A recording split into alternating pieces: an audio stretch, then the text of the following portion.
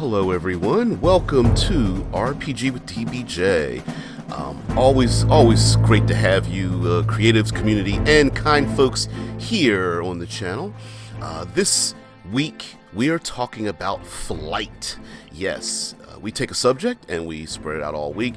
And on Thursdays is considered third pillar Thursdays, third pillar of exploration, which is kind of like, it's kind of my jam. And with combat and social interactions in most, if not all, role-playing games being the two primary pillars to hold up the game and to make things extra special for everyone, we really should incorporate that third pillar and the third pillar of exploration. And for me, more specifically, not only is it about exploring unknown regions, but it is also about incorporating them, much like a movie director or producer finds exotic locations for their actions to happen. I am the same way when it comes to tabletop role-playing games. So, well, what does all this have to do with flight? Well, if you checked out Monday, Tuesday, Monster Monday and Discord Tuesday and World Building Wednesday, we mentioned a lot of the things that we're going to mention here today. And we might mention some mechanics and add some extra things.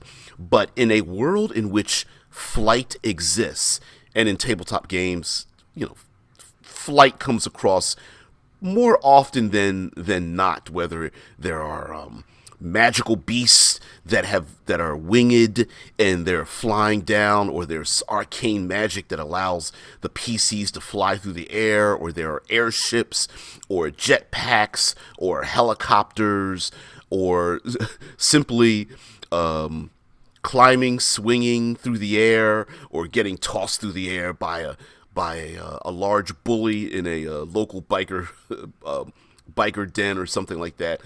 Flight, be it by choice or by force, seems to happen in our tabletop games. And in our talk, we're going to talk about the idea of ways in which to make flight far more interesting.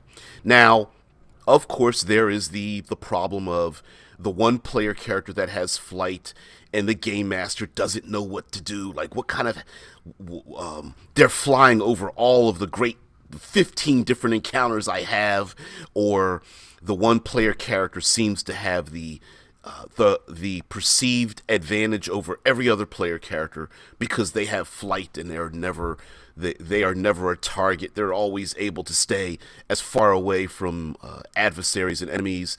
And I contend to you, sure, that is a benefit of having flight, but yeah, but there are other hazards as well. And for those who don't know, yes, below the video, this show is simulcast to Twitch Live and YouTube Live, as well as Discord. The Discord specifically is, as you can see beside me,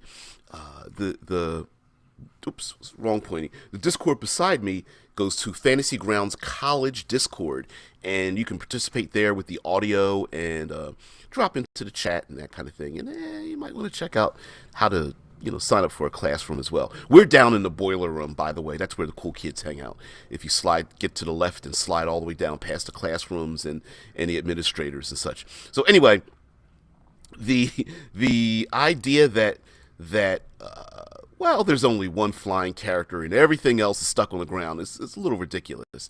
For example, Deadman in the Discord put in a link to the mountain banshee from Avatar, and for spoiler alert, whatever, for those who don't know, the main character in the show, in the movie Avatar, ends up having to climb to the upper reaches of the zero gravity mountain chunks to try to domesticate the banshees. They're flying like raptor-like, alien raptor, almost pterodactyl-like flying animals that they can bond with and whatnot. And so even in that world, you had the difficulties of hazards are all around them. So oftentimes when we think of a player character as having flight, is that they, much like I make the complaint that player characters walking on the ground seem to be walking in front of green screens, meaning that the things around them don't change. They don't have any impact, no matter how it looks. It doesn't have any impact on what they do and how they do it. The same goes for flying. For example, one thing often ignored in whether someone's flying or not is the weather. It gets hot and cold. Sometimes it can be hot and or cold by vertically as well as horizontally. Go up into get to the upper floors of any large vertical structure, and you will know that there are temperature and wind changes very often. We talked about tornadoes and hurricanes and, well, just basically turbulence and updrafts and such. So even without, frigid cold and blizzards and snow, hail, even without, fog and steam and mist, even when it's hot, we didn't even bring up the idea of blazing heat, being blinded by the sun, fire, and along with fire, there's also smoke as well.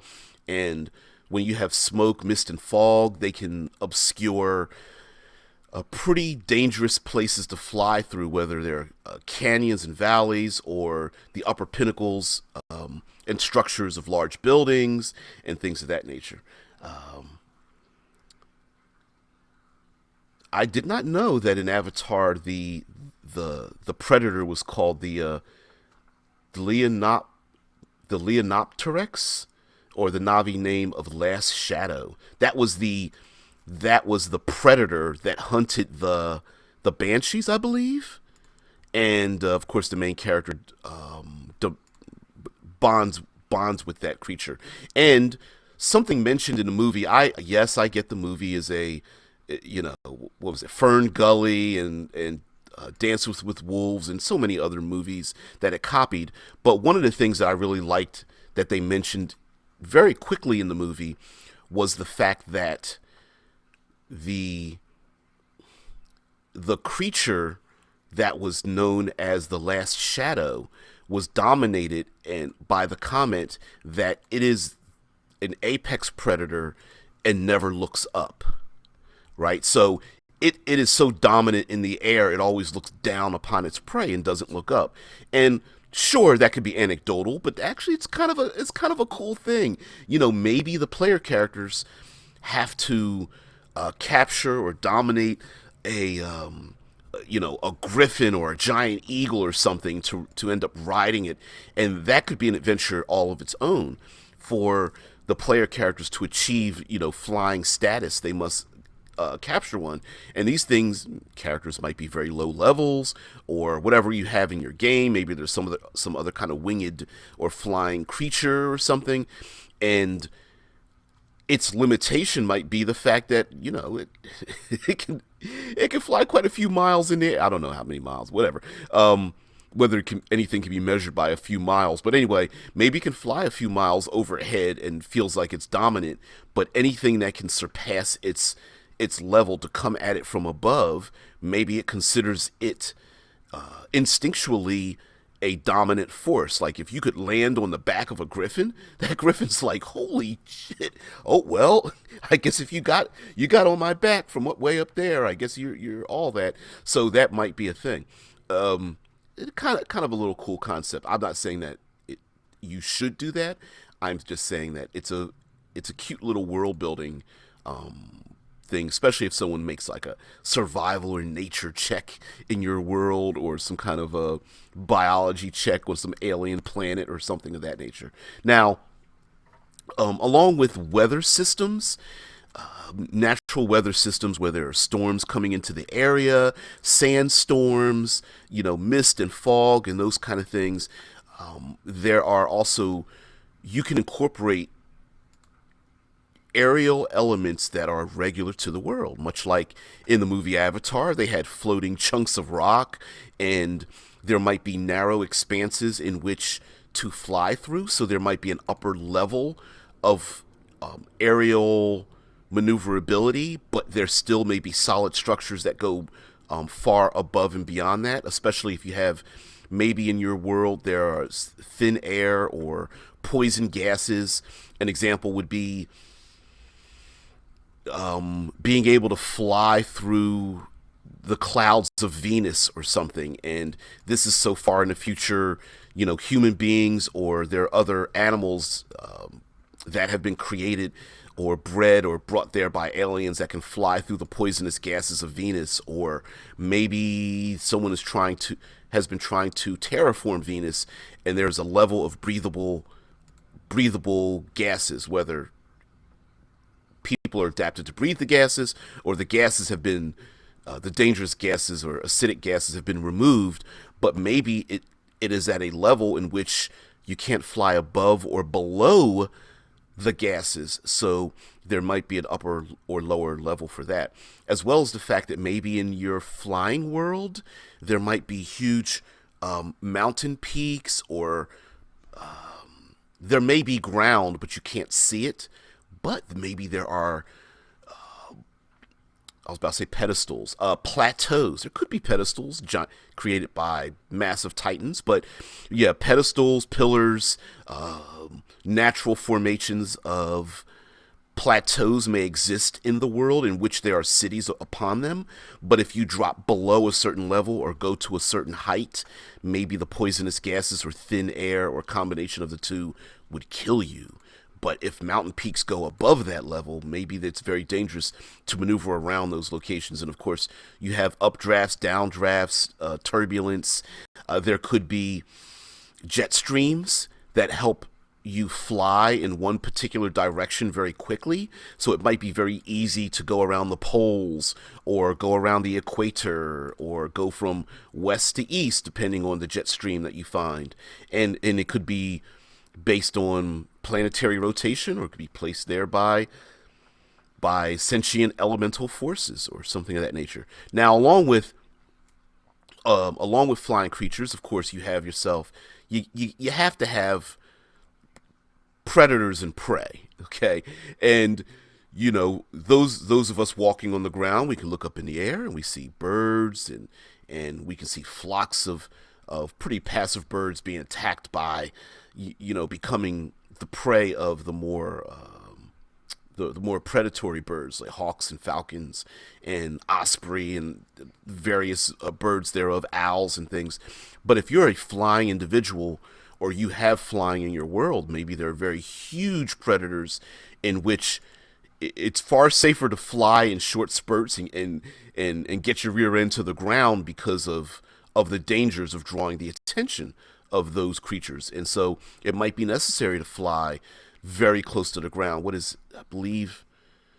I remember an old terminology for jet fighters called nap of the earth, where you fly very, very low to the ground and you try to maneuver your way in and out of valleys and hills and basically skirting the levels of the ground and such. And that might be necessary to avoid some of the greater dangers. Again, very powerful wind shears or derechos or storms and winds and things of that nature. Now, when it comes to things like hail, blizzards, sandstorms, it might be very dangerous to get heavy materials caking onto the body. That's pretty dangerous, and you have the added danger of being impacted or your body impacting a solid structure and then adding onto that falling potential or damage. Now, depending on the height, like a person that's flying that maybe gets attacked by a weighted net or gets heavy ice and snow caked onto their wings or something, it might not be an instant, okay, you're 3 miles in the air, make a roll, or hit the ground immediately. Maybe you have a measurement for either terminal velocity or at least a velocity of falling that's based on some kind of metric for however you have flight. For example, you may not fall it from terminal. A bird or a helicopter may not or an ornithopter may not fall at terminal velocity because it has some form of chaotic gliding that's going on. But I mean, you could even default to say a spell in Dungeons and Dragons called Featherfall, or you in theater of the mind, you may say, okay, you are 5 rounds from hitting the ground. You have 5 chances to escape the weighted net that has encapsulated your wings, or the you were targeted by a mechanical thing that hit your plasma jetpack that shut it down. You can reach behind your back as you're spiraling towards the ground to try to rip it off and get your jetpack restarted again or something like that. So you might have a chance. Now, of course, if you're in a region like a forest or a jungle or some place with foliage or something, or hell, even a towering city like a Coruscant or something from the Fifth Element, maybe there are solid objects a falling individual might hit before literally hitting the ground, so someone can get caught into a tree, or dislocate a shoulder getting caught into a branch, or have their backpack or the lapel of their jacket snatched onto an antenna or something of that nature. Someone might fall onto a balcony or some kind of other structure that's jutted out, so that's a possibility as well. If you want to make like a little randomized list, like, okay, here's a roll a d6 or something, and that's how many things you may come in contact with, which might have a combination of both injuring you and stopping your downfall. So those are things as well. Now, again, like we talked about yesterday, and actually we talked about it Monday, having a world where flight is pretty common. Having places for people to land their vehicles or land their flying animals or land themselves. There might be lots of platforms that stick out. The first thing coming to mind is Star Wars, The Empire Strikes Back, where they went to, oh wow, my brain farted. I don't remember the name of the planet. But anyway, the Millennium Falcon goes to the Cloud City, and you see that, you have the aerostat floating in the air, and you have these things jutting out for ships, platforms to land on. Of course, they're breaking all kinds of OSHA rules because no one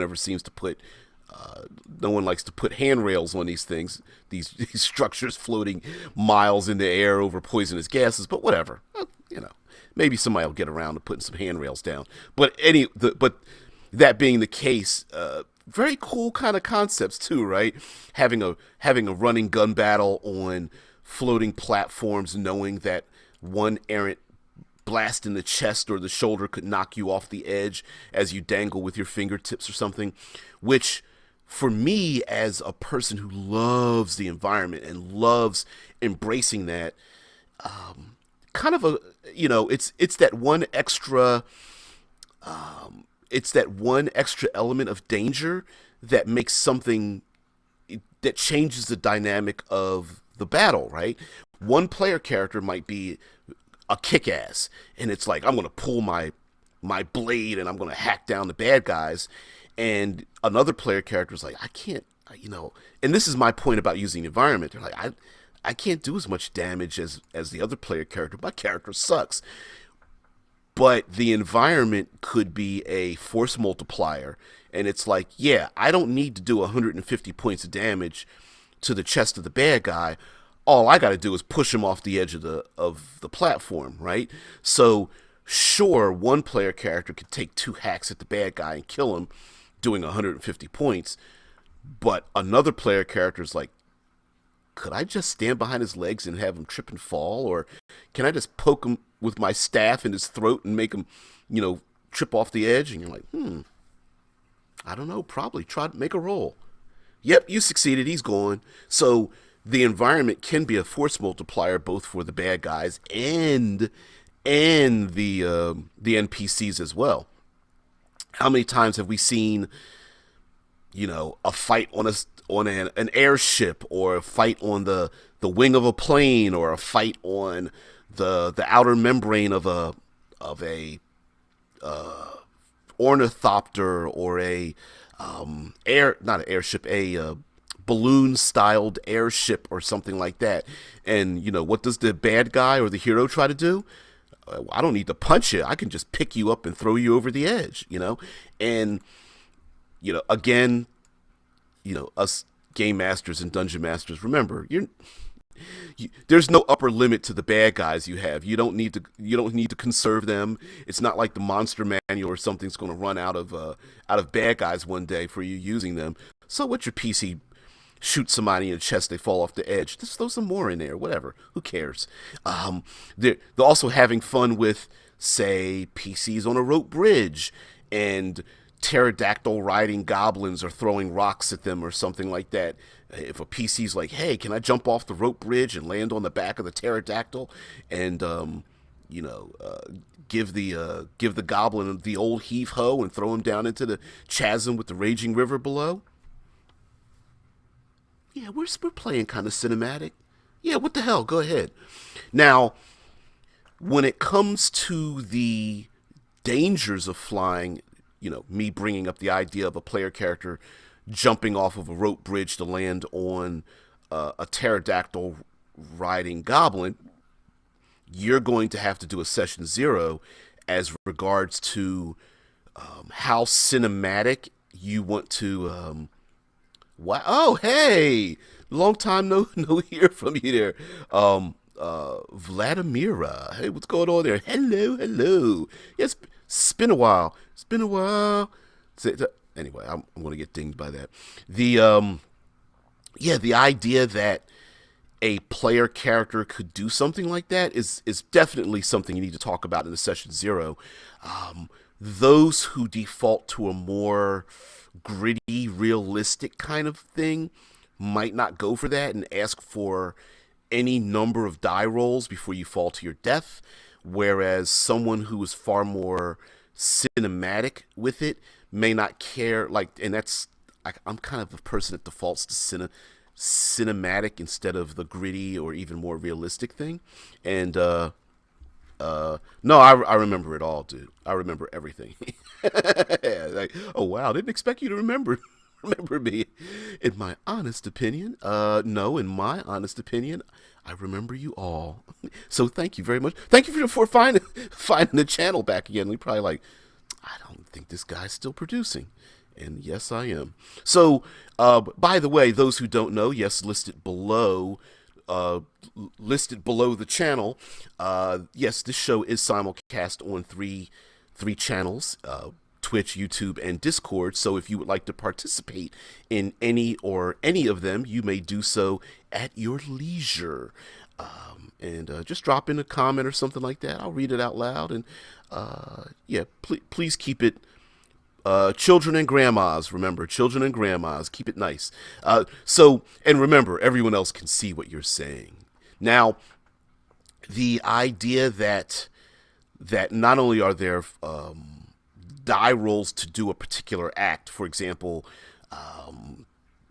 having the blanket party with the goblin, for me, it's a matter of action and reaction when it comes to die rolls. So, in other words, and I pulled this from playing so many hours of Feng Shui. The more cinematic and action you want, the less die rolls you are asking for when a person wants to act in a particular manner. And the more realistic you want something to be, the more die rolls you want for your player characters to act in a certain manner. The opposite goes true for reactions. So a cinematic survival for a reaction, basically saving throws, you should allow maybe 2 or 3 possible ways to save their ass, whereas a more gritty or flow into a more realistic thing would be a save or die thing. You get one chance to save yourself. And so the example of jumping onto the back of a pterodactyl and giving the goblin the old heave-ho in a more cinematic manner it's basically you just give them a die roll to do it, right? Make an acrobatics check, or you know what? Yeah, jumping off the rope bridge is cool, but you're gonna have to make a an athletics check to hold on or something like that. Maybe combat ensues afterwards as the goblin and the PC are like fighting for control of the animal as the animal tries to dislodge both of them, or maybe it doesn't want to dislodge either one of them. It doesn't want to fall or hit the sides of the canyon that the rope bridge goes over, or whatever the case might be. Whereas those who default for more realistic might ask for, like, okay, you need to make a roll to accurately land on the back of the pterodactyl. Now you need to make a roll to hold on. You have some kind of disadvantage or penalty for doing so because it doesn't make much sense for you to fall through the air to think you're going to survive by landing on the back of the pterodactyl, so on and so forth, right? So, and a lot of these types of activities are going to be one-offs, especially since, despite the fact that a lot of role-playing games have flight in them, but we have very few rules to adjudicate what's going on. Um, Honestly, 99% of role-playing games have an engine, and just defaulting back to that engine is probably your best bet when adjudicating something. The engine being whatever the die roll mechanism is for that game.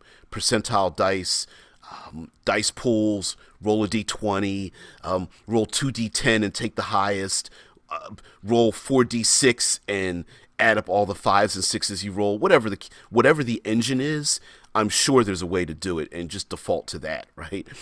Ignoring the equation. And the equation is, what are you trying to do? Or what actions are you taking? And depending on what kind of game master or dungeon master you are, some default to what actions are you taking? Okay, make rolls for those actions. Others go, okay, I'm not really concerned about what actions you're taking. What result are you looking for? Oh, you're looking to ride the pterodactyl and kick the goblin off the pterodactyl. How many attacks do you have? You have two? Or actions? Okay, so one of your actions is to land on the pterodactyl. Your other action could be to punch the goblin in the kisser. And you don't want to hurt the goblin. You want to knock him off. I know you're punching him in the face, but I'm going to count that as like a shove or a push action to shove your enemy. Like, what is it in 5th edition? You can shove someone, knock them prone, or shove them 5 feet. Well, shoving the goblin 5 feet away from a flying pterodactyl pretty much sounds like you're knocking him off. Now, it might look like a punch in the kisser, one of those Indiana Jones punches that sounds like explosions, like fleshy explosions. It always had that little fleshy knuckled echo to it, almost as if each knuckle had its own little impact. Whatever, but you get the point, right? So, sure, you could default to going, oh, I'm going to throw my spear into the goblin to get the goblin to dislodge off of the pterodactyl, and you're going, okay, all right, is the player trying to hurt the goblin, or are you trying to knock him off the... What do I want to default to? I don't... hell, who cares? It's a goblin. They're throwaway. If he hits him, I'll take that as a shove action, and I'll just say that the goblin got killed by the spear or whatever. Does it really matter? And at a certain point, when you're running a game, you could, if you go to one side of the equation, in a game that doesn't have particular nuances like that, the expectation of what the player is looking for might be a problem.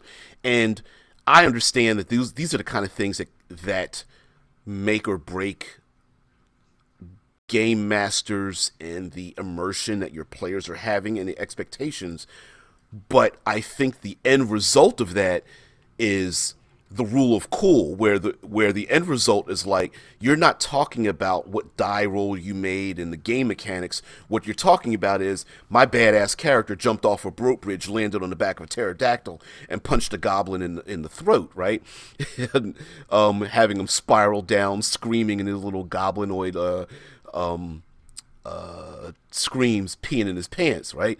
it's those are the memories that you want. So that's why I love the environment. So moving on to some additional hazards we have for flying are, well, hazards of speed, maneuverability, vision, navigation.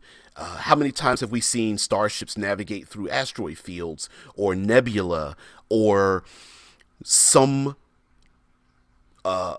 some visual hazard is preventing someone from seeing, whether it's smoke or a tapestry falls over someone's eyes, or the hero spray paints or closes the visor of the bad guy, or turns the bad guy's helmet around on top of their head so they can't see, and at the very last minute they snatch whatever it is in front of their face off of their eyes, and then hilarity ensues when they impact a wall or a tree or something like that.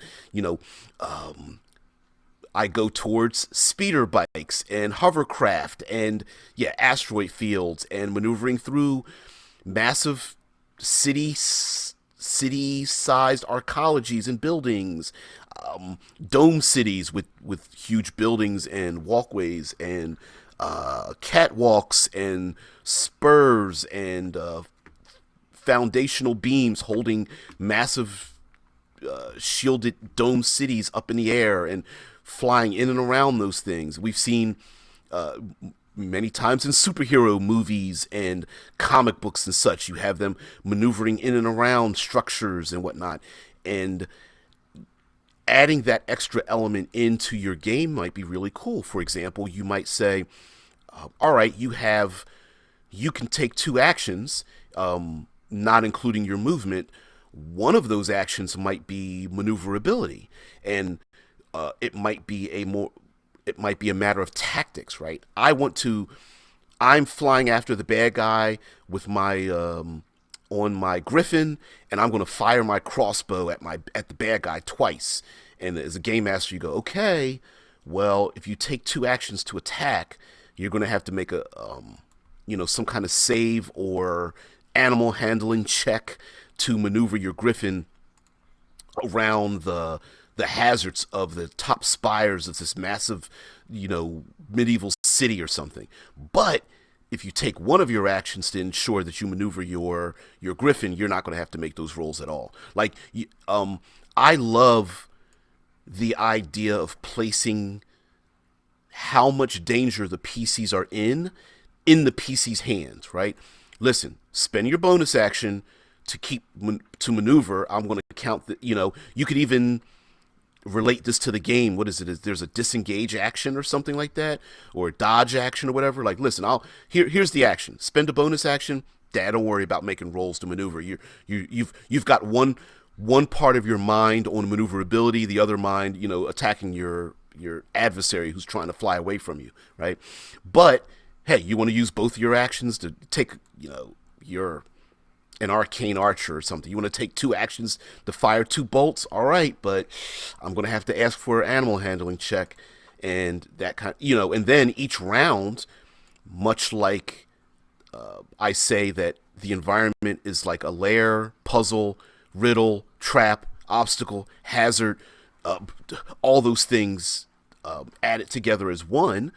You could just make a claim and either roll the dice or say, on initiative, every initiative 10, let me check my little random, let me roll a D8 on my little D8 chart, and when you turn the corner, you're going to have to worry about, I don't know, people hanging their bed sheets and clothing on clothing lines because you've just flown over top of the seedier part of town, and people have clotheslines and stuff stretched across the buildings, and so you might impact those and get yourself tangled in them, and you're like, oh, okay. Much like a chase of any type, in movies and television, whether the PCs are running away or towards their enemy, a lot of times a chase has some kind of environmental effect. If you're on the ground in a chase, you have buses and big trucks about to almost hit someone.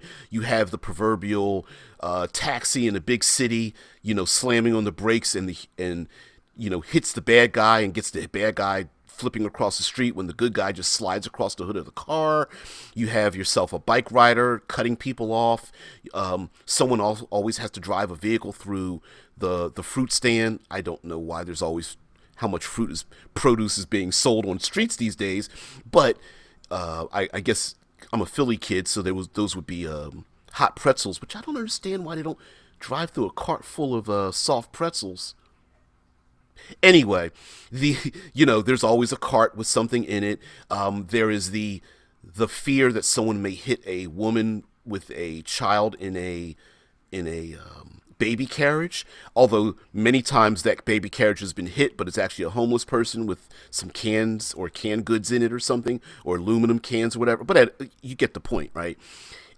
There's always another hazard, and when someone dips and turns and twists, the same thing can be applied to flying. Maybe someone flies down a narrow alley when they've flown over a big field or a park or something. Maybe there's something dangling out of the sky, like I said, with the tapestries or clotheslines or something. Maybe there are electrical cable telephone lines that someone can get tangled inside of. Maybe flying between these two buildings, there's an updraft that someone notices and they see birds flying around the upper pinnacles of a tower or between two massive office buildings or something, and they fly between them. Maybe there is a construction going on, or they're constructing the 158th to the 202nd floor of a building, and you fly in and around the iron girders, and of course you have to have the proverbial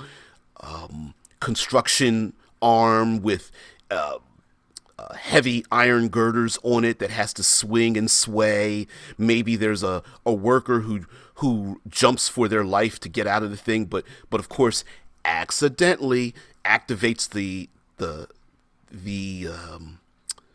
crane, so it starts to swing and move. Maybe we are talking more medieval, and there are sailing ships and docks, and maybe there are you come upon the gnomish lands, and they have these large arms or cranes taking goods out of the holds of ships, and they're lifting them up into the air. So a flying person might be flying literally around the crow's nests of the 8 sailing ships that are in the docks. And oh, by the way, there's like 3 cranes lifting heavy objects, and someone slips by and cuts 1 or 2 of the ropes that are holding the pallets of I don't know, flour or salt or mead or whatever is on these heavy pallets to get them to fall on someone's head or something of that nature. So again, the environment is there to be used and abused, and if the PCs don't want to do it, let your bad guys do it. If the bad guy, what's a good bad guy? I don't know. A Dark Knight's riding on the back of a manticore or something, and he flies by and takes his black razor sword, I know, whatever, and takes the black razor and slices the ropes of the pallet and flying past it, hoping that it hits the head of one of the PCs, landing on top of them. Sure, why the hell not?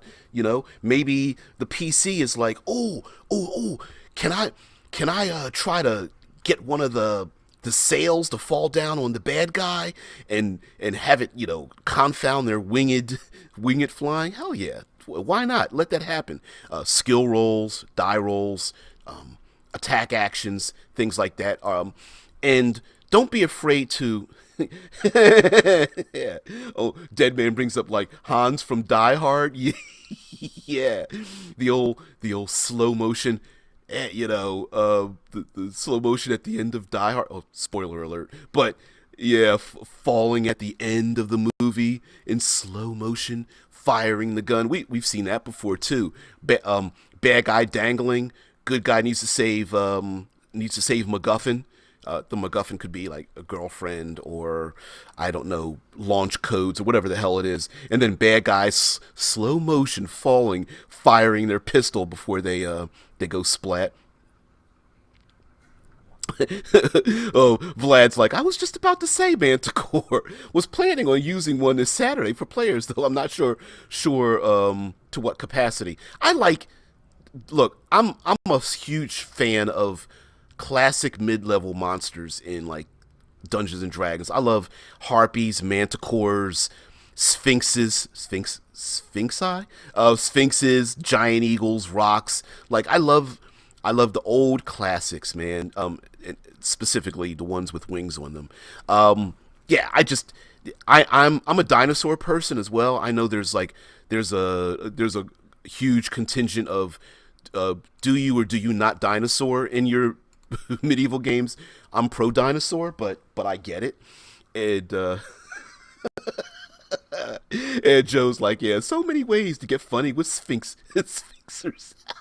Do you like do you like a sphincter like I like a sphincter? And the sphinx is sitting there like, please don't call me that. Unless there is a sphincter sphinx, in which case, yeah, pretty bad. And Charlie Square's like, he's got the Black Razor launch codes. All of a sudden, these black swords launch into the air. Yeah, we all know Black Razor was a stand-in for another particularly dangerous godlike being stuck in a blade from Elric, right? But what a cool picture it was on the back of that adventure, man. Just a blade reflecting, not reflecting, but you look into the blade and it's like the universe with like nebula and stars in it and stuff, and it sucks your soul out. Yeah. Sphinges. Is it sphinges or sphinxes? I don't know. I have heard people say sphinges is the multiple. Yeah, plural form of sphinx is sphinges. Yeah. Yeah. But so the sphingi, yeah, I know it's sphinges, but I'm being stupid. But how cool is it that they do fly around and they do have magic? Now, here's another thing that's going to probably bother the hell out of you when it comes to flying and magic, and that is, since you're probably moving, and B, there's no solid, and I'm assuming you may have some gravity. Um, but yeah, I would go with either one, or as long as um, I don't know. I'm sure there is a Sphinx contingent out there that is like, please don't call me that. You're triggering the Sphinx community. Yeah, Tesla Rangers. Yeah, Joe's like, it's the 21st century. Everyone just makes up words nowadays. Well, as spoken by the as spoken by a true hero, Thor says, yeah, all words are made up. Exactly. Um, but yes, Tesla says for the shot where Hans Gruber falls from the top of the building, Alan Rickman was actually, yep, actually falling from a 20-foot high model. He was holding onto a stuntman and holding onto an airbag. To get the right reaction, the stuntman dropped Rickman on the count of two, not three. Yes, in sorry, the Netflix, the movies that made us, I believe they mentioned that in there. If you want to check that on out on Netflix, because they talk about the making of Die Hard and all the problems it had, and the trials and tribulations. And yes, the look on Alan Rickman's face is real. They dropped him with when he did not know he was going to fall, and that's the one that they kept. So yeah, they effed with him. I don't know if you could get away with that today. I mean, yeah, great look, but I don't know legally. Like, yeah, that's a kind of a dick move, but whatever.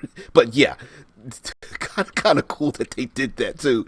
I mean, in hindsight, he lived and of course didn't get hurt.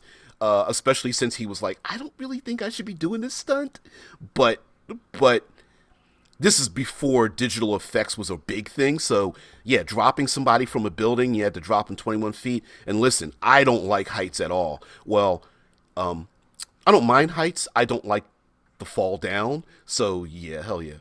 And Joe's like, with flight or micro G, the problem becomes leverage. Superman trying to save the jet from crashing. Yeah, okay, yeah, go ahead, Homelander. I can't save these people. I don't have anything to push off of. But but you're going to have to one off a number of these things if you're flying, right? Like, for example, I believe in the Dungeons and Dragons, if you say use the spell web, I believe it specifically says that it must be anchored to a solid object. Someone else, I could imagine them saying, well, can't I shoot out a web to entangle, say, a winged creature, right? Like a net. Like I'm going to cast my web spell and have it act as a net. And you're going to have to adjudicate whether that is a thing or not, right? So, for example, webbing a wizard who is levitating might not have as much of effect. Of course, it might entangle their arms. It might not have as much of an effect as opposed to webbing the wings of a manticore. And it depends on whether you're going to do a pass fail, right? Like, oh, you threw a web or a net on that winged creature, it instantly stops flying, or do you like reduce its flying speed? Do you give it a kind of like a reduced maneuverability to try to get out of it? That is going to be dependent upon you and what you think makes sense for your world. And again, it doesn't even have to be session 0. It could be, oh, hold on, guys, we need to discuss this. Hey, how about I use your intelligence or your arcane spell ability like the strength of a warrior class, right? Like to break out of the web, it's not just a matter of the spell, but it's how well you've done it. So I'll have the creature roll its athletics or strength to break out of your quote unquote strength of your spell or something like that. How about we do that? And go, the person's like, I was thinking it'd be more like, but you know what? That makes sense. All right, let's do that. Again, defaulting back to the engine of whatever game you're playing, whether it's percentile dice or something like that. Uh, Scott Poe's like, yeah, directors will always F with their actors, especially to get a, listen, sometimes, every once in a while, sometimes you need that one shot, that one cool thing to do, much like putting actors into speeding cars or, dangerous situations, or maybe the opposite, much like Tom Cruise, like, yeah, I'll come back for Top Gun Maverick, but I'm only doing it if I can really be in the cockpit of a jet. Now we all know Tom Cruise is not literally flying these jets. They're two-seaters and he's in it, but what the hell? Still, hey, I'm going to hang off of a building. I'm going to hang off of a plane.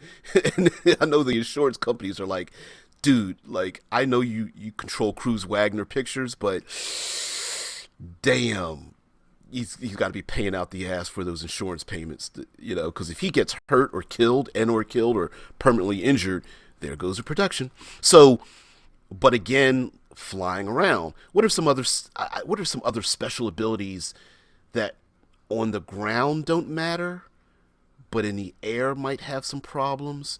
Like, okay, I'm going to cast a wall of fire, right? And it's like a solid wall of stone is just going to fall. We get that, right? But would it make sense for a pyromancer to create a barrier of fire in a static location in the air to have flying things fly through it?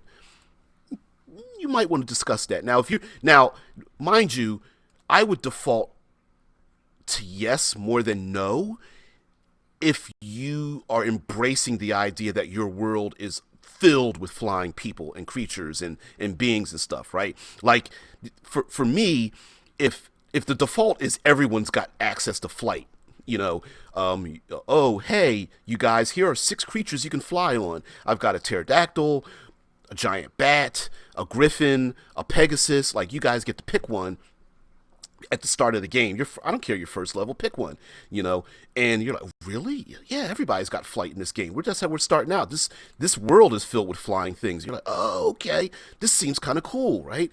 If you're going to do that, then I would default with most spell or spell-like abilities or special abilities or creature abilities would be usable in an aerial environment, right? Because what would be the point? Much like it would be the equivalent of an aquatic adventure, right? Most, if not all, of the spell-like abilities would be reskinned, reflavored, redone to apply in an aquatic environment. Same thing would go with an aerial environment, right?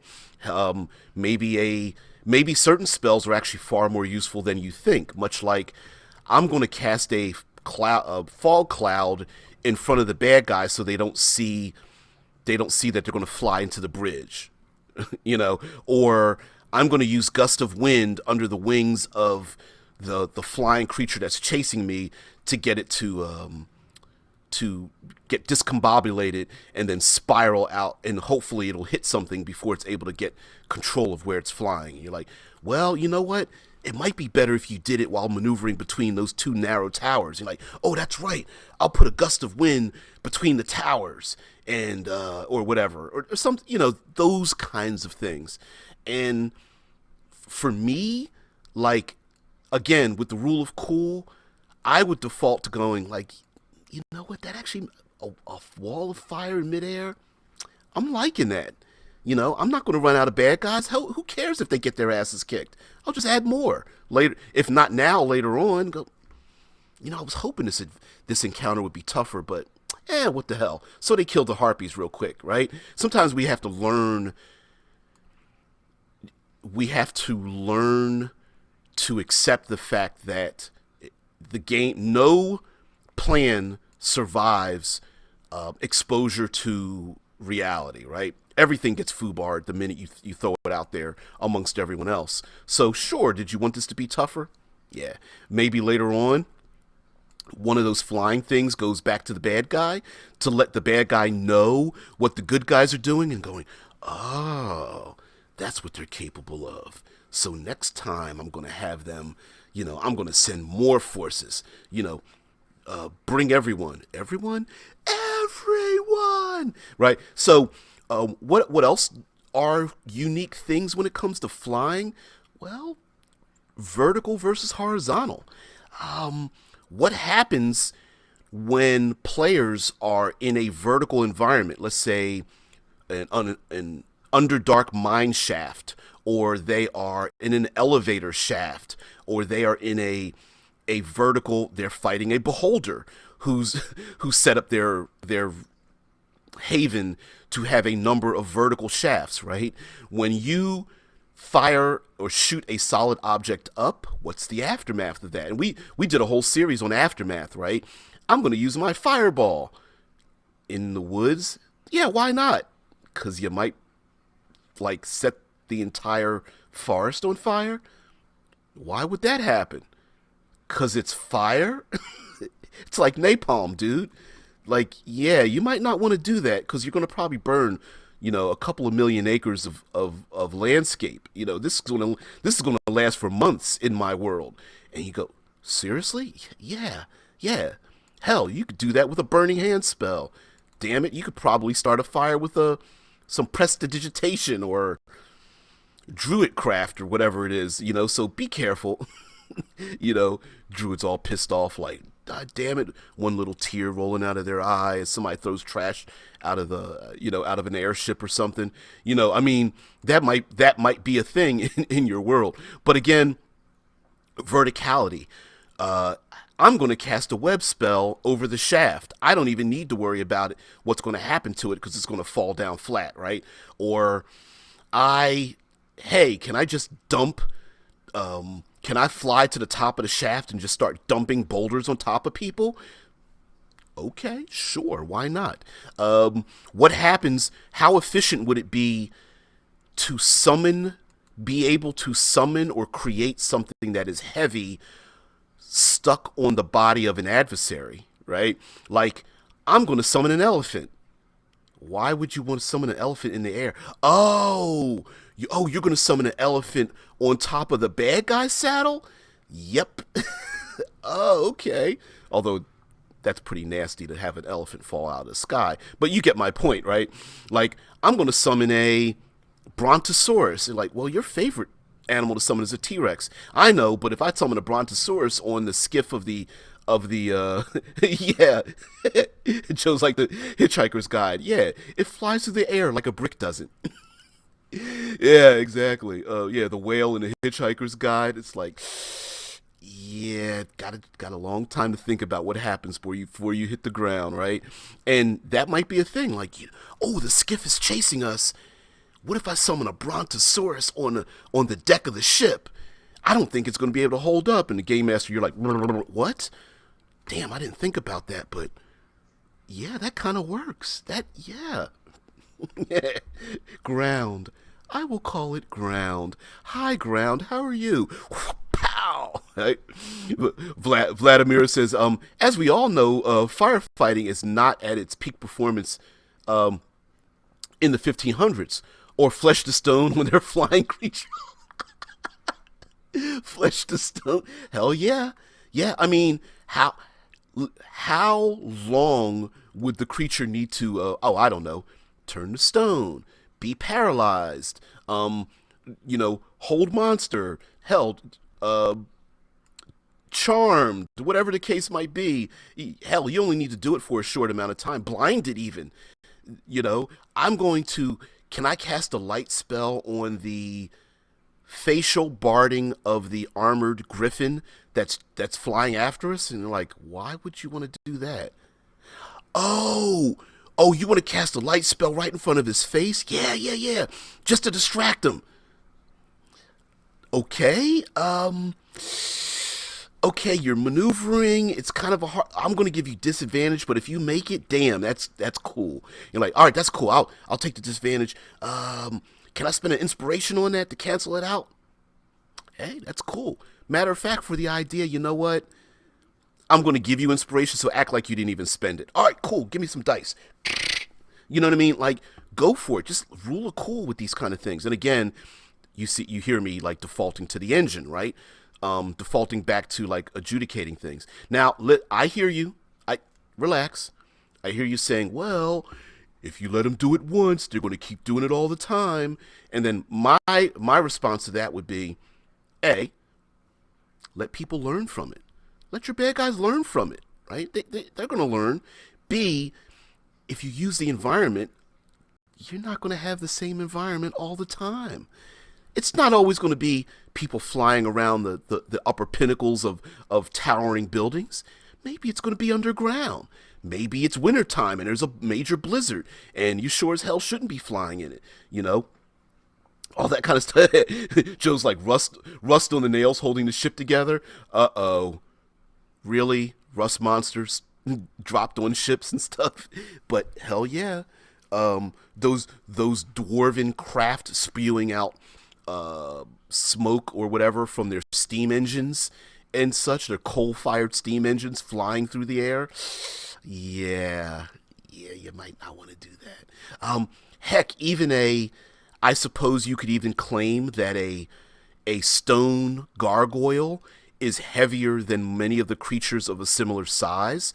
So if a gargoyle grapples someone, it has a more physical, better ability to grapple said creature for said purposes or something. Yeah, that I could see that being a thing. Yeah. So listen, guys, we're almost headed to the end here. We're we're having some fun, just talking about the environment and such. Yeah. There's so many things you could play with, and like I said, a lot of this is one-off, meaning like you're not going to find rules for this in the game, which sometimes surprises it. A lot of these things surprise me because I'm like, you kind of included it in the game. You might want to give some ideas on how to do these things, such as having like, I don't know, animal handling rules. Now, I get it. The majority of gaming, the amount of opportunities players are going to have using mounts in your game is not going to be very often. First of all, there's complications with it, right? Again, mounted creatures and flying are force multipliers. They are literally, I grab a brick and I drop it from the air. Boom, force multiplier, right? So I do get that it's not used very often. But if you're going to embrace it, have the group come together, session 0, or do a one-off and go, hey guys, these are the rules we're going to use. Let's look up the mounted rules. Let's look up flying rules.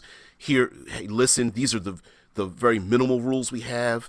Let's default to these skill checks for this, for these saving throws for that. Maybe we'll do like a one-off. Like, for example, how much weight...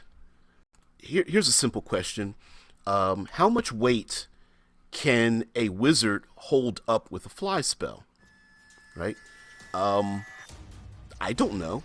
What would I do? I would default to using the wizard's intelligence or the warlock's charisma or something as a measurement of their air quotes strength to float in the air, right? I would use that as a metric. Now, would other people do that? I don't know, but sure, why not? Now, guys, we've come to the end. Thank you so much for participating. Yeah, if you don't know, this show is Monday through Friday, 6 a.m. Eastern Standard Time, just as it says below, below on the stream. Also, please participate, and if you want to support the channel, the best way to support the channel is to participate in some manner. Like, share, subscribe, get notifications. If you're a Twitch affiliate, go over to Twitch and help me become an affiliate. I need 50 followers. Sure, am I like prostituting myself a little bit? Yeah, you can use me like that. Sure, why not? Also, tomorrow, Future Fridays. Tomorrow, as second generation of Future Fridays, we are going to focus exclusively on transhumanist tabletop gaming, Eclipse Phase, The Expanse, Altered Carbon, and that kind of thing. So bring your sci-fi hats with you, guys. Thank you so much for just being part of the show. Everyone have a great day. Thank you very much. See ya. Thank you.